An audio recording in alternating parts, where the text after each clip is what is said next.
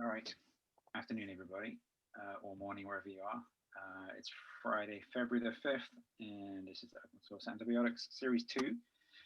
And today we are going to be talking a little bit about mechanism of action stuff, I think, and tox stuff as well, and what we might do about some of the tox data that we recently had. So if I just share screen and bring up the current issue, hopefully that is all clear. It's the February 5th, great. We don't have any new chemistry stuff to report because there's nothing going on in the lab just at the moment. Dana's back in lab pretty soon. We have some compounds that were shipped from the lorry, which we will get evaluated by Paul Stapleton, I think, next week, end of next week. So I think he's happy to evaluate those molecules that were contributed, which is great. There's only a few of those, like 6, but he's happy to do it because he also wants to do an evaluation versus MSSA, which, as I understand it, is lacking in an efflux pump, if I read that correctly, Dana, in the email. In other words, he's trying to figure out if one of the reasons why we've been hitting a potency ceiling, which we spoke about last time, is because of efflux, which I guess is completely possible, right? And so he was saying, well, he could do that at the same time. And he was saying, do we want to re-screen some compounds that we've looked at previously versus MSSA to see if that's an issue, to see if we see a difference in potency. And he was asking us, in that case, which compounds could we have a look at again? So I was just thinking about this earlier. Sorry, we'll get to your stuff in a minute, Lee. I just wanted to cover this while it's fresh in my mind. The issue really is, which compounds might we want to send to that? Now, obviously, we have to put in the usual positive and negatives, which the positive is 821, which is our lovely, wait, did I miss it? Here, this guy. 821 as normal and 820 as the negative control, obviously. But then my thought was to put in some molecules that I guess it's a gut feeling here. Molecules that maybe gave a sniff of activity but weren't that impressive, to see if there's an improvement, in the absence of an efflux pump. And I was thinking particularly of some compounds perhaps with amine side. Well, I was thinking about the paramethyl here, 865, which has this paramethyl here, which gave us a 4, which isn't terribly good. But I was also thinking about some compounds which gave a sniff of activity with perhaps some amine functionality. So perhaps this 851 with this aniline here, which gave us an 8. And maybe this, what was it? What was I thinking? I think 842, which has an amine. So this guy with the 8 with the amine, the benzylamine. Just because, as we know, primary amines are supposed to be best for avoiding efflux according to the entry criteria. And so we could reasonably expect better activity with those perhaps. Just before I ask anyone to chip in here, I guess the first thing we could do is to put a representative set of these molecules through the algorithm on the Hergenrother website to see whether or not they are predicted to behave well against efflux. That seems like a sensible thing we could do, because then we can have a measurement of globularity and planarity and all of those things, as well as whether or not they have primary amines. Anyone want to suggest anything about that? Because it's an important test to do, obviously. Could we try the dimethylamine, the dimethyl amide that we had proposed a while back? It was to put a polar substituent on, but it was not potent at all.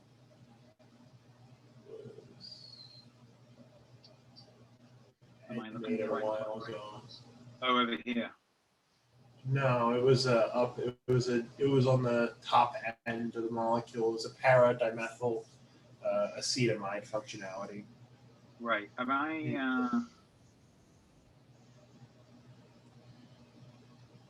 This table's complete, right? Or have I? No, no, it might not be on there yet. Sorry, Matt. I think it's missing the very most recent one. So I'll try to update those. Thank you. Great. Mhm. Okay, because that could be another possibility. And of course, you know, I'm assuming we've got these in-house and we can just, you know, provide them to Paul. Obviously, that's important. If we don't have one, then we don't have to include. Yeah, I think Paul's email implied that he still has the stock that he used originally, but we should confirm that. Right. Okay. Okay, great. When Dana, are you happy to? So when you're putting these on the sheet here, would you be happy just to put in? I'll put in a comment in the issue which molecules I'm thinking of, just so we've got a record of that. And then if you could just put those in the Hergenrother website. So that means getting the smile strings and then just pasting them in there and getting the feedback, the report back for those. That would be awesome. Yeah, cool. In case it. Yeah, I agree. I was thinking the paramethyl also, and then a couple of the the N-linked cores. So I think that that's a good idea. Okay. All right. That's great. And then the other thing I was just going to mention quickly is where's the tox stuff? So we have the data from Laurie's group on the toxicity of some of the compounds that were sent over. And I guess I just want to bring this up because, yeah, so this is the data you just posted a few days ago, right, Dana? And we're looking at MRSA, MIC, and then toxicity. And then we had a little discussion about units and stuff. But so you've got, you know, some potency again, quite low levels of potency for the compounds that we know about, and then we've got the toxicity over here. And I mean, to my mind, that is not a big window. You know, we're not seeing huge micromolar values for the MRC5 line versus MRSA. And so, you know, we need to wait for the potency values for the remaining compounds here, for which there is toxicity. Some, you know, it varies again. And we need to wait for Andreas's group to finish their assays, which I think they'll be able to provide us with for next meeting. I'm hoping they might come along and talk about the values. So I think we'll have those tox values for our representative set of our compounds. I was gonna say something though. There is another thing that you use at MIC is visual growth on plate. There's something called MBC, or minimum bactericidal concentration, which uses a cell counter, and that would be in the same it would be in micromolar as well, the same units as cytotox.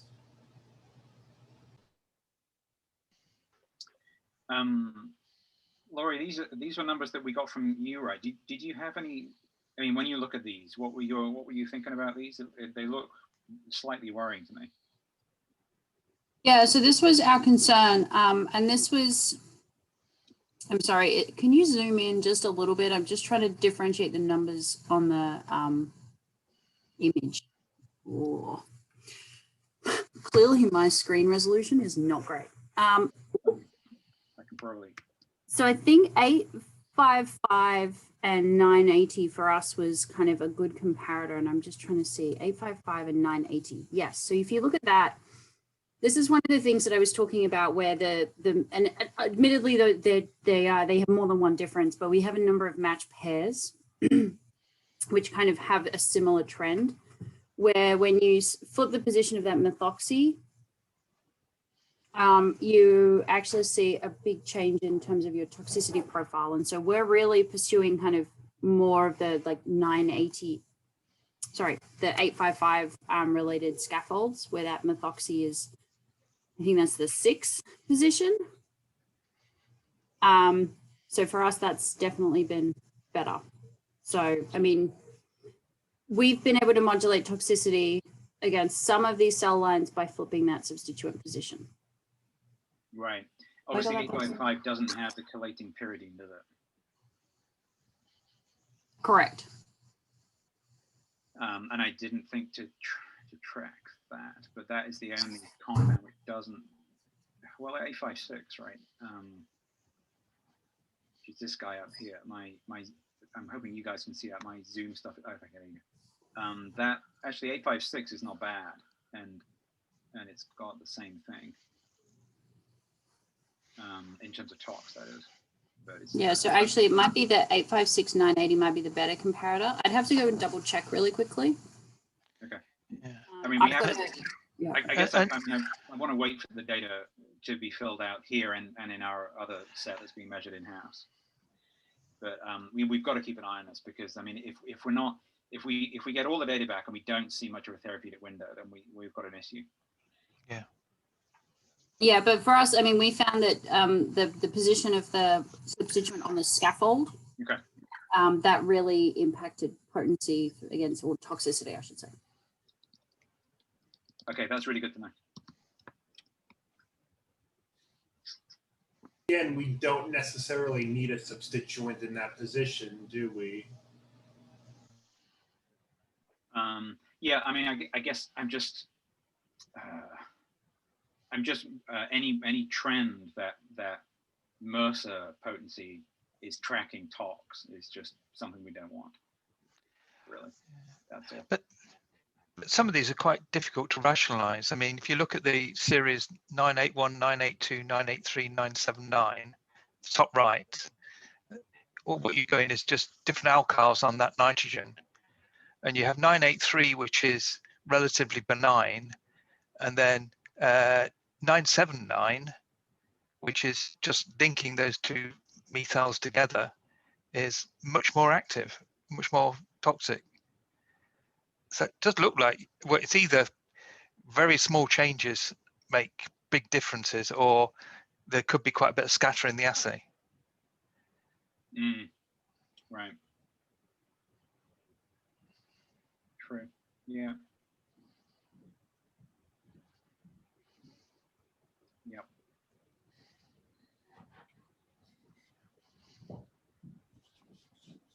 Yeah, that's a good pair, actually, isn't it? Okay. Okay, good. So we will revisit this, I'm sure, when we've got more. But let's keep an eye on it. Yeah, and we have to keep an eye on it as we go forward. Okay, I wanted to quickly move over to mechanism of action, because we were, obviously talking about this previously, and we talked about it last time, and Lee's with us, which is awesome. So just to refresh people's memories, we had this list of interesting looking targets last time, which we were starting to think about a little bit. And Dana posted the sheet, which showed these four maybe as the most interesting, because we had a kind of down regulation of a significant degree versus these guys. These were on a lysate, whereas I understand that you have the thing is lysed and then the compound is added, so there should be no necessarily functional connection between anything, because we haven't got functioning pathways anymore in the lysate. And so the question is whether or not these are interesting targets. Now, Lee, you were mentioning before about doing this again with more protein and stuff, and we had a few other discussion points here. Did you want to say anything about these now?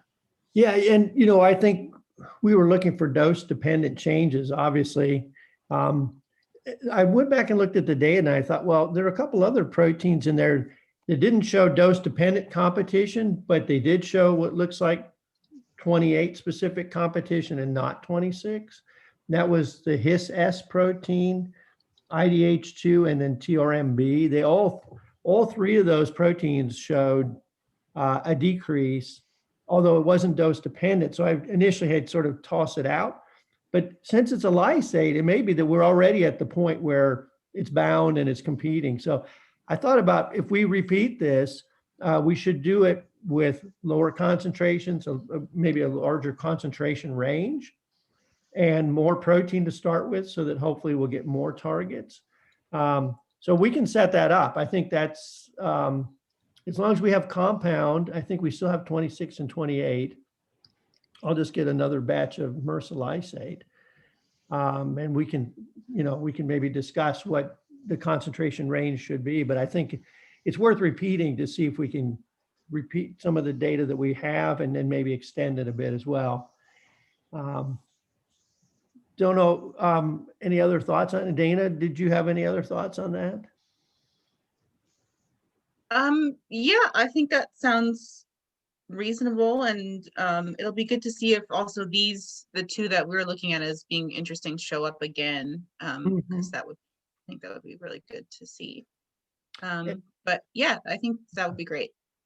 And I was going to have my tech replot the data so it's easier to see. He's got some of it really crammed into some of the, I want to break it down so it's more visual, and I'll work on Yeah. that.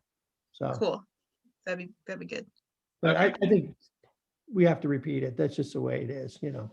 Okay, and I didn't want to ask you this, put you on the spot, but I mean, obviously, I'm hoping that isn't too much of a financial burden, right? That No. we have. No. Okay. That would be fantastic. And I mean, in the meantime, so Giada's been looking at whether or not any of these are, known targets, right? With magically someone, around here who's running an assay, an enzymatic assay on one of these things already. So I guess that's a search that's ongoing to see if there's something that we could just have a look at in the meantime. And I guess that search is carrying on, right, Giada? You're still looking at some of that stuff. Yeah, I'm trying to find something because it is not really.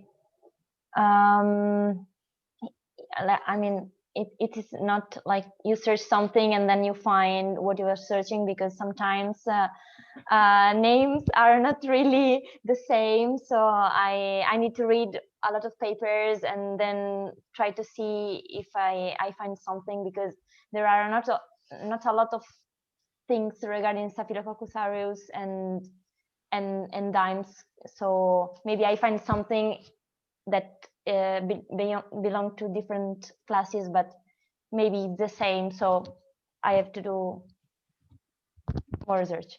Okay. All right, great. Yeah, no, I mean, it can be quite difficult, right? Both terminology and just because of the complexity of information. So welcome to the research community. Yeah. Thank you. So have these two compounds been in the toxicity assay? That's a good question. No, I'm pretty MG. positive that we included them in the set that Andreas has, but the MRC5, that's the data from Lori that she just had on her. So Okay. we don't have tox data on them right now. Okay, that's a shame, because it might Yeah. also been a way of us telling what the toxicity was due to. Hopefully next week we'll have that. Yes.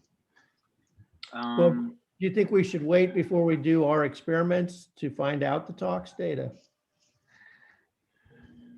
Would that change your interest in those molecules per se? Good question.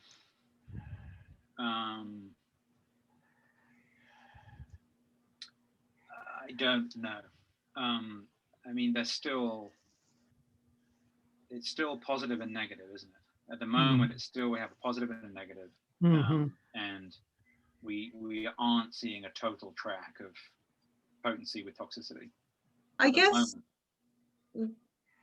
I don't know if how much more work this is for you, Lee, but maybe if the tox data would make us lean towards maybe throwing in a third compound, if maybe if the active is toxic but we have another one that's active but not toxic, that would be maybe of more interest. But I think we would still want to keep the original control in there just to be able to sort of see how the experiment compares. Is that it's not a lot more simple work?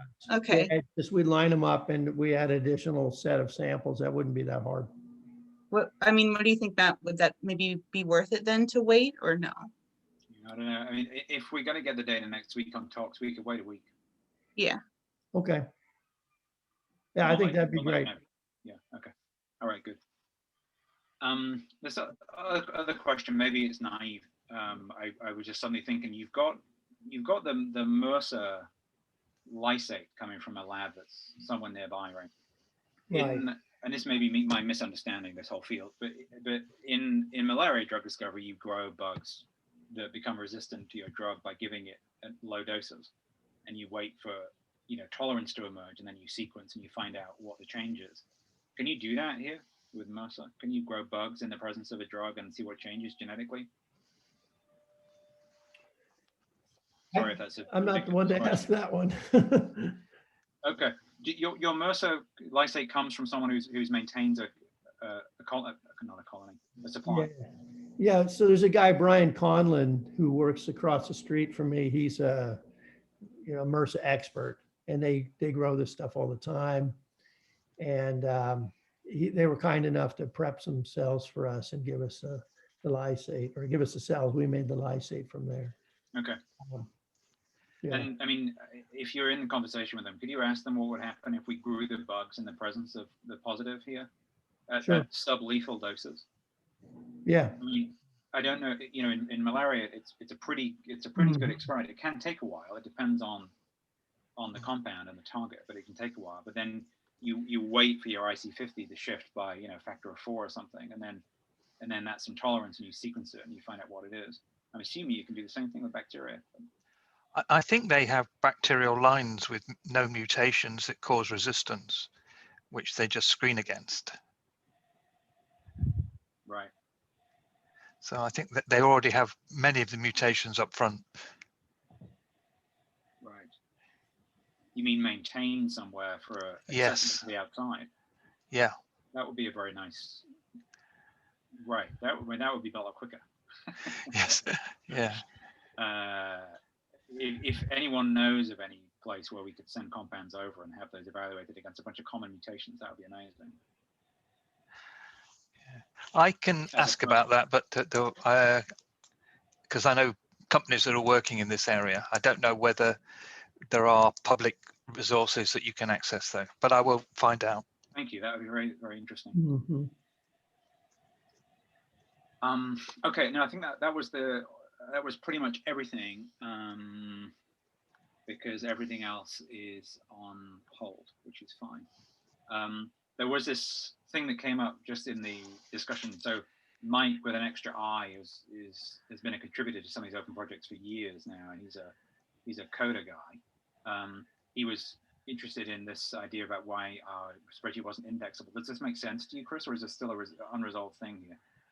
As far as I can tell, the sheet is accessible to everybody on the internet. So, but there may be some subtle permission somewhere that I'm not aware of. Okay. Well, we can keep up a dialogue with Mike. Yeah. He's very happy to help, and is expert on technical things. Yeah. Well, I mean, he has access to the spreadsheet, so if he knows how to modify the permissions, then he should. Yeah, I'm happy for him to do that. Yeah. Okay. Yeah. Sure. Okay. Okay. Those are the most important things. I think that's everything I wanted to talk about. Anybody have anything else they wanted to mention or raise?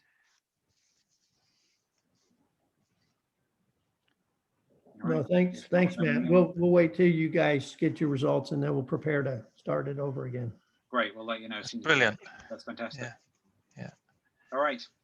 Thanks, everybody. Thanks for coming. Thank you. See Right. everybody. Bye. Bye. Bye. Bye.